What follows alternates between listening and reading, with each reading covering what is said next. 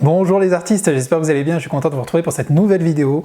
Aujourd'hui je vais vous parler de quelque chose de super important, je vais vous parler de couleurs. Alors, il m'est arrivé souvent d'entendre, et c'est malheureusement le cas quand on fait de la peinture abstraite, on entend ce genre de choses, on entend des personnes qui vont vous dire « Ah bah la peinture abstraite, c'est facile, hein, tu prends une, deux, trois couleurs, les couleurs que tu veux, tu les balances sur une toile et puis voilà, ça te fait une œuvre abstraite. » C'est tellement dommage d'entendre ce genre de choses et je préfère même pas commenter ce genre de remarques.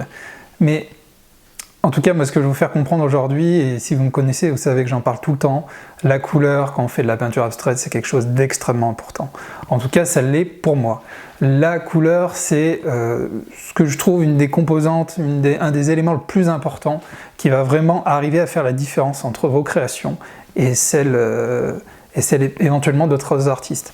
Si vous prenez le temps de la réflexion et s'il y a une vraie logique dans l'utilisation de vos couleurs, si vous créez de vraies harmonies qui sont vraiment réfléchies, et effectivement vous allez créer des contextes abstraits qui fonctionnent en toutes circonstances et vous allez vraiment arriver à tirer votre épingle du jeu, arriver à proposer des choses qui seront intéressantes, qui vont fonctionner visuellement. Donc, quoi qu'il se passe, il faut systématiquement qu'il y ait, enfin c'est mon avis, une réflexion sur vos couleurs en amont. Et cela se passe par l'apprentissage effectivement des harmonies de couleurs. Il faut déjà comprendre comment fonctionnent les couleurs et après arriver à connaître quelles sont les harmonies en fait qui sont des combinaisons de couleurs qui fonctionnent bien entre elles.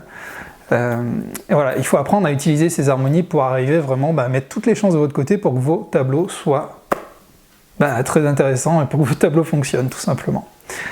Alors voilà pour cette petite introduction. Donc avant de vous parler du sujet de cette semaine, comme je vous ai dit, je vous parle de couleurs, mais je vais vous parler des complémentaires.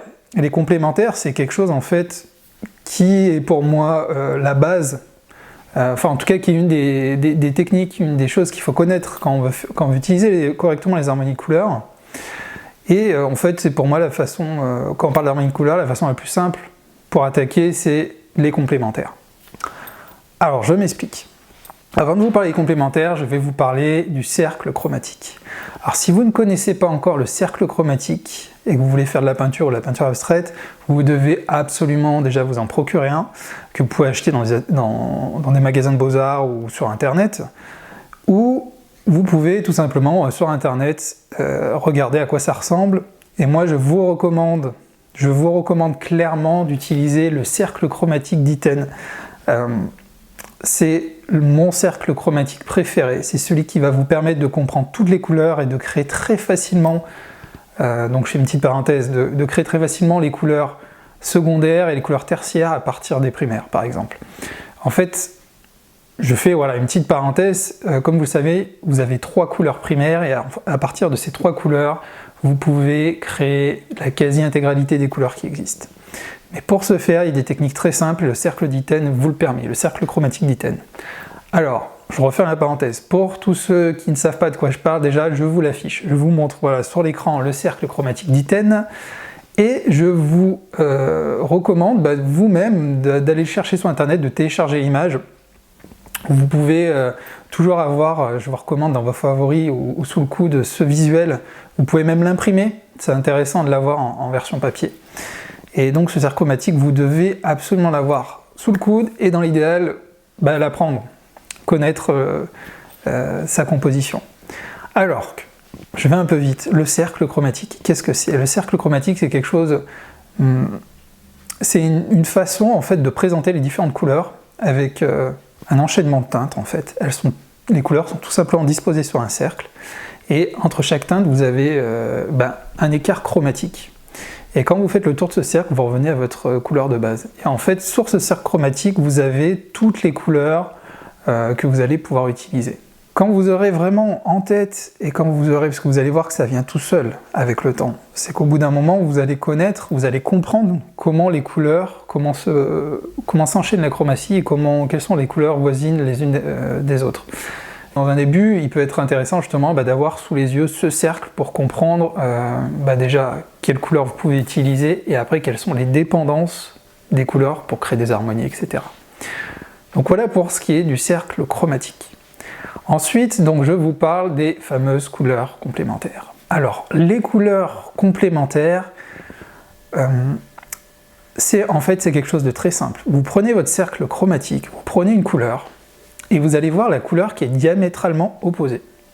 Si par exemple je prends le violet, vous regardez quelle est la couleur en face, et en fait ça va être la couleur jaune. Vous pouvez regarder le schéma que je vous mets là à l'écran.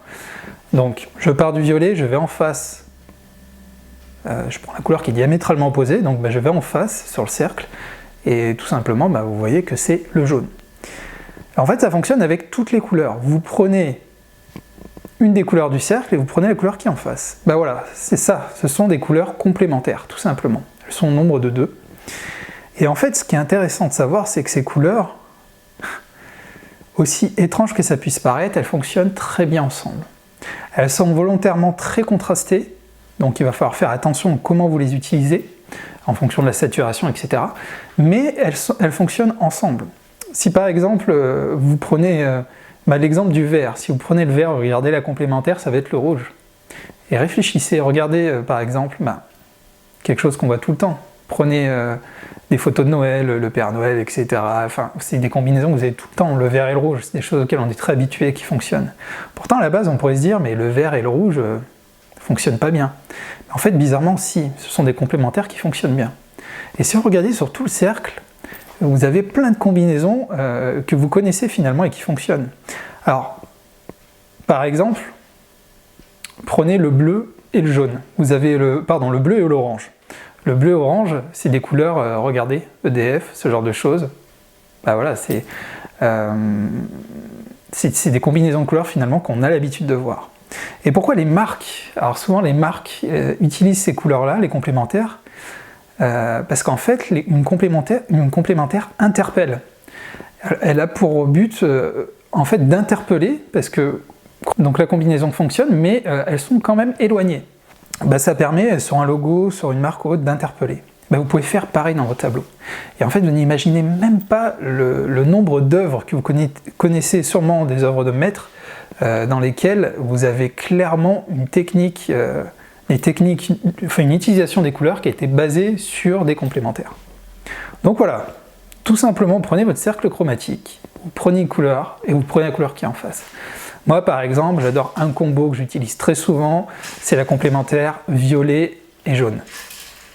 Alors violet et jaune, je trouve qu'elle est très puissante et qu'elle correspond vraiment déjà au monde contemporain, on la voit très souvent dans le milieu de la peinture abstraite, mais on la voit encore plus dans la peinture moderne, vraiment dans ce nouvel élan qu'on a de peintres abstraits, d'artistes peintres abstraits qui font des choses très modernes, très colorées. Et vous avez souvent ce combo, donc cette complémentaire violet-jaune. Donc voilà, c'est quelque chose, je vous montre un exemple.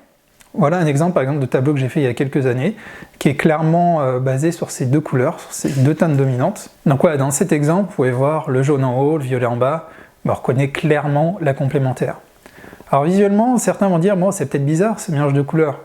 Mais si vous y regardez bien, si vous regardez bien les deux teintes qui s'opposent, elles ont beau être très éloignées, le résultat fonctionne, il y a quelque chose de cohérent. Je le dis dans le choix des couleurs, après sur les formes, ça peut paraître spécial, ça reste de l'abstrait, et voilà, c'est un style, là on n'analyse pas les formes. Mais regardez bien les couleurs, et comme vous pouvez le voir, il y a un combo, quelque chose d'intéressant.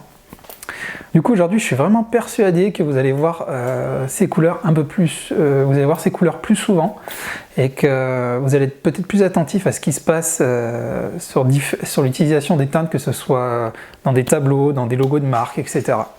Donc, écoutez, moi ce que je vous recommande, c'est d'expérimenter. Quand souvent j'ai des retours de votre part, vous me dites je sais pas quelle couleur utiliser, etc. Vous pouvez expérimenter ça en prenant un cercle chromatique, vous prenez une couleur et vous prenez la couleur en face. Et vous pouvez créer un tableau avec ces deux teintes dominantes. Si vous voulez aller plus loin et vraiment que je vous montre des harmonies complètes, des utilisations d'harmonie, parce qu'il y a plein de possibilités, il n'y a pas que les complémentaires, c'est vraiment une base. Si vous voulez aller plus loin, donc j'ai créé un livre qui s'appelle Se lancer en peinture abstraite, un livre à télécharger, un livre numérique, dans lequel en fait j'ai tout un gros chapitre, une grosse partie sur les couleurs, et je parle dans cette partie des harmonies de couleurs, et je vous présente plein d'harmonies différentes, avec des combinaisons que vous ne pouvez pas rater, qui correspondent à des schémas utilisés sur votre cercle chromatique. C'est très simple et ça marche à tous les coups. Et donc à chaque fois, je vous montre différents exemples et vous pouvez... voilà, si ça vous intéresse, je vous mets le lien vers le livre en question. Voilà, alors pour ceux qui ne me connaissent pas, je m'appelle Anthony Chambaud, je suis artiste peintre, je suis spécialisé en peinture abstraite et je donne aussi donc des contenus en ligne, des vidéos et des articles. Donc si vous n'êtes pas encore abonné à la chaîne, je vous invite à vous abonner en cliquant en bas. Je diffuse chaque semaine un article et une vidéo. Pour ceux qui sont déjà abonnés mais qui veulent bien être sûrs de tout recevoir, donc il y a deux choses à faire. Il faut cliquer sur la petite cloche en bas. Il ne faut pas être seulement abonné à la chaîne, il faut cliquer sur la petite cloche pour gérer les notifications. C'est juste en dessous de la vidéo. Et je vous recommande aussi de vous inscrire à ma newsletter sur mon site internet. Comme ça, vous pourrez recevoir chaque semaine mon article que j'envoie avec la vidéo. Voilà, en tout cas, j'espère que cette vidéo vous aura aidé, vous aura donné des idées pour vos futurs tableaux. Et d'ici là, je vous souhaite une bonne semaine et je vous dis à très bientôt pour une nouvelle vidéo.